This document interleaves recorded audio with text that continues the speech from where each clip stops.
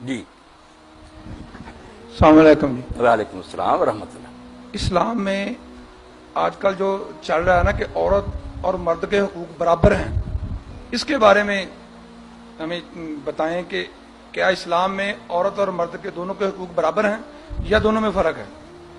بسم اللہ۔ یہ سوال بالکل ٹھیک ہے، خاندانوں کی آبادی کے لیے دین نے اس پر بڑا زور دیا۔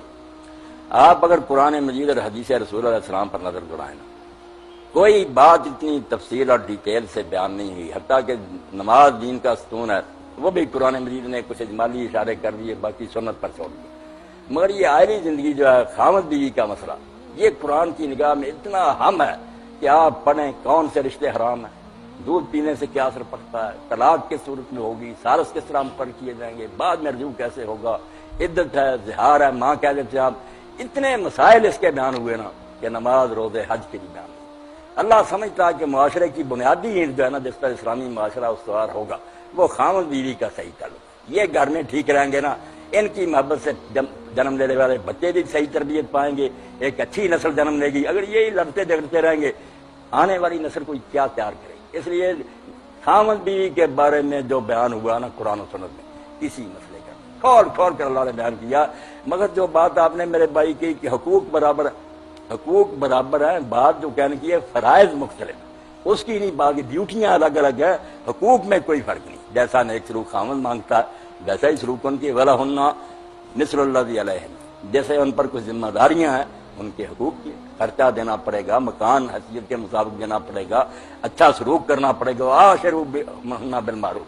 اللہ کہتا ہے جو معاشرے میں دستور ہے نا شریف آدمیوں کا، اس کے مطابق ان کے ساتھ زندگی گزارنا ہوگی، ایک ساتھی کی حیثیت، وہ نوکرانیاں نہیں ہیں، تم دونوں ساتھی بن کر رہنا ہے۔ اور بہت تاکید فرمائی اس بارے میں کہ اگر کچھ چیزوں میں تمہیں بری بھی نظر آتی ہے تو آسان تکرہوا شیئا ویجعل اللہ خیرا کثیرا، اگر ناپسند بھی کرتے ہو کوئی آتے ہیں تو کوئی بات نہیں، کئی خامیاں تم میں بھی ہوں گی، اگر ناپسندیدگی کے باوجود تم نبھا کرو گے تو اللہ اس میں بڑا خیر کثیر دے گا، اتنے بڑے نصیب ہوں گے۔ یہ امتحان دے دو کہ اس کی عادتیں کچھ نہیں اچھی، یہ کھانا پکانا نہیں، کوئی بات نہیں، تم میں بھی بہت سی کمیاں، فین کرہ تم اگر ناپسند کرتے ہو تو تم کچھ پاک صاف ہو، اللہ ہو کہ تم میں کوئی عیب نہیں ہے، ہر میں کچھ کمی ہے۔ اس لیے حقوق برابر ہے بالکل نیک سلوک کی حد تک، مگر ذمہ داریاں الگ ہیں۔ کام یہ خراب ہوا کہ جو مردوں کے کام تھے یہ کما کر لائیں، انہیں خرچہ دیں، انہیں محنت کرنے کا کوئی کام نہیں ہے، کیوں دھکے کھاتی پھریں؟ صبح ہی بیچاریاں نکلی ہوتی ہیں، بچے چھوڑ جاتی ہیں، بس سٹاپوں پر دیکھتا ہوں دھکے کھا کر جاتی ہیں، بڑی بڑی دور نوکریاں کری، شام کو تھکی ماندی آتی ہیں۔ کیا معاشرت ہو؟ وہ مل جل کر پیار محبت کر رہنا کیا ہے؟ بچے بھی پڑھے پھینکے، آپ بھی، وہ کیا محبت کرے گی، کیا گھر چلائے گی؟ ڈیوٹیاں اللہ نے تقسیم کی ہے، مسئلہ یاد فرائض الگ ہیں کہ ہر شخص اپنا کام کرے، ان کا کام گھر سنبھالنا ہے، آپ لوگوں کا کام باہر سے کما کر رہا ہے، آپ لائیں، انہیں حیثیت کے مطابق خرچہ دیں، اچھا سلوک کریں، اپنے بچوں کی ذمہ داریاں اٹھائیں، کوئی حاجت ہے بیویوں کی پوری کریں۔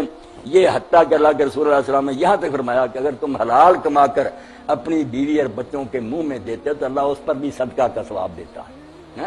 تو گھر چلانا کام ہے، اب ظاہر بات ہے کہ کام تو مختلف ہوں گے، کارخانے میں اگر ہر شخص مینیجر ہی بن جائے تو کام کیسے چلے؟ کوئی مزدور ہوگا، کوئی مینیجر ہوگا، کوئی ہوگا سیل مین، اسی طرح عورتیں گھر سنبھالیں گی۔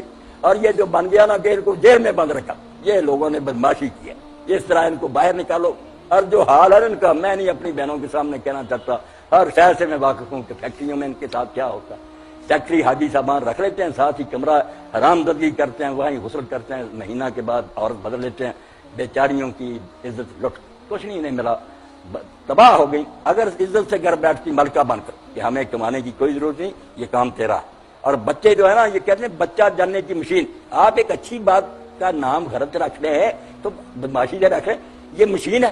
اور ماں جو بچہ جانتی ہے اور اپنی گود میں ایک مجاہد مومن غیرت مند مسلمان بنا کر دیتی ہے، آپ لوگوں کی ہزاروں جو ہے نا خوبیاں مردوں کے اس کے مقابلے میں ایک ہی خوبی بہت بڑی ہے۔ اگر اس نے ایک خالد بن ولید جان لیا، ایک عمر خطاب امت کو دے دیا، کیا کریں گے آپ لوگوں کے کارخانوں پر، عدالتوں؟ کچھ بھی نہیں مردوں کی چیزیں۔ اس لیے اللہ کے رسول علیہ السلام کے پاس جب حضرت اسماء بنت یزید آئی، بیوقوف بنایا ہمیں کہ کیا عورتوں کے کام میں کم ہے؟ کیوں نہ کم ہے؟ گھر سنبھال کر بیٹھی ہیں، مرد کرنے آتا ہے، اسے سکون ملتا ہے، وہ محبت اور پیار سے گھر بیٹھتا ہے، کھانا اس کے لیے تیار ہے، بچے پیار سے آگے۔ گھر کا ماحول سنبھالنا برائی ہے، باہر کام کرنا زیادہ خوبی کی بات ہے؟ جوتیاں کھاتے ہیں مرد، بڑے بڑے امیر آدمی ہمیں ٹھوکریں مارتے ہیں، ہم کما کر لاتے ہیں، کیا بڑا اچھا کام ہے، اور عورتوں کی کوئی بےزتی؟ تو اسماء بنت یزید آئی رضی اللہ عنہ، اللہ کے رسول علیہ السلام سے پوچھا کہ اللہ کے رسول مرد جہاد کرتے ہیں، وہ جمعہ کی نماز میں شریک ہوتے ہیں، جنازوں کے ساتھ جاتے ہیں، ہمیں کیا ملتا؟ تو اللہ کے رسول علیہ السلام نے فرمایا کہ میں نے عورتوں کی طرف سے ایسی نمائندہ عورت کبھی نہیں دیکھی۔ اس نے ایسا اچھا سوال کیا اور کہا ساری عورتیں یہی پوچھ رہی، تو فرمایا تم بے فکر رہو، جو عورت گھر کا کام کرتے ہوئے اس کا یہ حال ہو جائے کہ اس کو نہانے دھونے کی فرصت نہیں، اس کے رخسار میلے ہو جائے، ہاتھوں پر میل جم جائے، وہ قیامت کے دن میرے ساتھ، آپ نے 2 انگلیاں ملا کر کہا کہ میرے ساتھ ایسے ہو، ماں وہ کم کر رکھا، مگر یہ حرام زادوں نے بدماشی پھیلانے کے لیے کہ ترقی کے نام پر گھروں سے نکال لو، پھر آسانی سے شکار ہاتھ ہو جائے گا۔ آپ سب جانتے ہیں، اخباروں میں جو ریپ آپ پڑھتے ہیں کہ 5 6 حرامی ایک وقت میں بچیوں کے ساتھ کر، یہ سوچا تھا کبھی؟ جانوروں سے گزر گئے ہیں۔ تو اگر دین یہ کہتا ہے کہ حقوق آپ کے برابر ہیں بلکہ زیادہ، اللہ کے رسول علیہ السلام سے جب پوچھا ایک شخص نے کہ میں کس سے نیک سلوک کروں، سب سے اچھا سلوک کرنے کا کون حقدار؟ فرمایا تیری ماں۔ پھر پوچھا، فرمایا تیری ماں۔ پھر پوچھا، فرمایا تیری ماں۔ چوتھی مرتبہ پوچھا، فرمایا تیرا باپ۔ اور قرآن مجید میں دیکھ لیں، جہاں ذکر آیا اللہ کی توحید کے بعد، پہلے تو ماں باپ کا درجہ دیکھیں کہ اللہ نے اپنے ساتھ ملایا، پہلے میرے ساتھ شریک نہ کرو، اگلا حکم یہ ہوتا کہ جنہوں نے تجھے جنا ہے ان کے ساتھ اچھا سلوک کر، یہ نہیں صرف خرچہ دے، احسانہ، اعلیٰ سے اعلیٰ سلوک ان کے ساتھ کر، ہوں بھی نہ کہنا اور کبھی ان کے ساتھ سرکشی نہ کرنا۔ اور وہاں بھی آپ دیکھ لیں والد کا ذکر جو ہے وہ ضمن نہیں گزر گیا کہ ماں باپ کے ساتھ نیک سلوک الگ نہیں، آگے جتنی تفصیل آئے گی کہ ماں نے تجھے پیٹ میں اٹھایا، ماں نے تجھے جنا، ماں 2 سال تجھے دودھ پلاتی رہی، ساری مشقتیں اور تکلیفیں ماں کی اللہ بیان کرے گا۔ اور اسی کے لیے اللہ کے رسول نے کہہ دیا کہ جو ماں کو دکھ دینے والا نہ اللہ اس پر جنت حرام کر۔ اللہ کہتا تیرا میری جنت میں کیا کام ہے؟ حرامی تو نے اس ماں کی بدی کی۔ جب بستر خراب ہو جاتا تھا بیچاری ادھر لیٹتی تھی، تجھے دوسری طرف ہٹاتی، اگر تو بیمار ہو جاتا ساری رات بے قرار رہ کر تیرے سرانے کھڑی رہتی، مگر خدمت کا وقت آیا تو نافرمان ہو گیا، تیرے لیے جنت میں کہاں دے؟ تو یہ شرارت کی بات ہے کہ عورتوں کے حقوق اسلام میں نہیں۔ آپ پڑھے کوئی حقوق کسی نے ان کو نہیں دیے، ترقی کے نام پر صرف ذلیل کیا ہے۔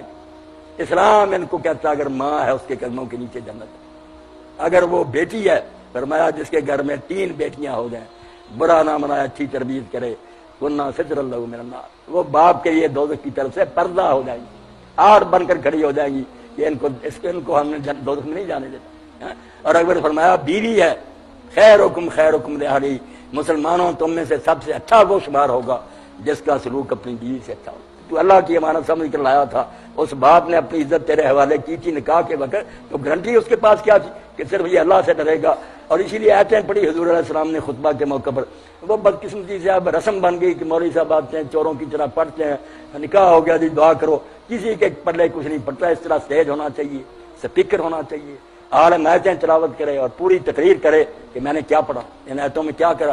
اللہ اس میں 5 مرتبہ کہتا ہے ان آیتوں میں اتقوا اللہ، بیٹا اللہ سے ڈرنا، ورنہ قبول کے بعد ہمارے ہاتھ میں کچھ نہیں رہے گا، ہمارے جو سر کے باہر ہیں وہ تیرے پیروں کے نیچے آ جائیں گے، اس کے بعد ہماری عزت تیرے ہاتھ میں۔ اللہ سے ڈرنے کی 5 آیتیں حضور نے پڑھی، اور ساتھ ہی کہا ان اللہ کان علیکم رقیبا۔ صرف مرد اس وقت نہیں اس نکاح کو سن رہا ہے، اللہ خود اس مجلس میں موجود ہے، وہ دیکھ رہا ہے کہ تم کس نیت سے ایجاب کرتے ہو۔ قولوا قولا سدیدا، جب کہو گے نا میں نے قبول کیا تو نیک نیتی سے کہنا، کھوٹ نہ رکھنا۔ یصلح لکم اعمالکم، اللہ تمہارے سارے کام سنوار دے گا۔ یغفر لکم ذنوبکم، کوتاہیاں کو رہ جائیں گی بخش دے گا۔ ومن یطع اللہ ورسولہ فقد فاز فوزا عظیما، اللہ رسول کی مان کر تم دونوں رہو گے تو ساری دنیا میں بیڑے پار ہو جائیں گے۔ آگے ایسی آیتیں حضور نے پڑھی۔ تو آپ یہ سن لیں کہ حقوق میں عورتیں زیادہ ہیں مردوں سے، فرائض الگ ہیں کہ وہ کام جو ان کے کرنے والے وہ مرد نہیں کریں گے، مردوں والے کرنے کی وہ نہ کوشش کریں۔ دایاں ہاتھ دایاں رہ، بایاں بایاں رہ، یہ دونوں اگر جڑنا شروع کر دیں میں بایاں کیوں بنا یہ دایاں، تو فساد ہے۔ انہوں نے فساد معاشرے میں ڈالا۔